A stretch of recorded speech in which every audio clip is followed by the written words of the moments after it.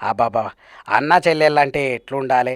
ఇగ రాఖీ పండగ వచ్చిందంటే ఒకరిని ఒకరు చూసుకుంటా, ఒకరిని ఒకరు రాఖీ కడుతుంటే ఎంతో ముద్దుగుంటది. ఇగ చెల్లెలంటే అన్న గురించి ప్రాణానికి ప్రాణమిచ్చేటట్టుగా ఉండాలే.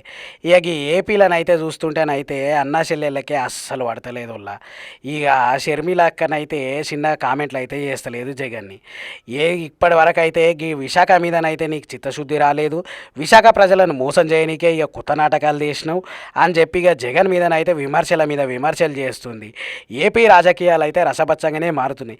అన్నా చెల్లెళ్ళ ఘాటు కామెంట్లు ఇక మామూలుగానైతే లేవు.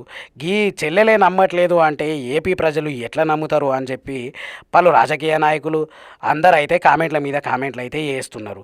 ఇక వైసీపీ వాళ్ళు అయితే కొత్తగా తెరలేపిర్రు, కొత్త నాటకానికి తెరలేపిర్రు అని చెప్పి షర్మిలక్కనైతే గట్టిగానే కామెంట్ చేస్తుంది. 3 ఏళ్ళుగా మోసం చేసింది చాలు, ఇంకా మళ్ళా మీకు ఓట్లేస్తే మీరు నమ్మితే మళ్ళీ మోసం చేస్తారు.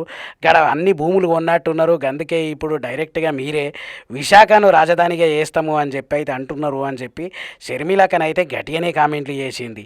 ఇక చూడనైతే చూడురి ఇక కామెంట్లు ఏంది, ఇక లెక్కేంది, ఇక తత్రం ఏంది అని చెప్పి.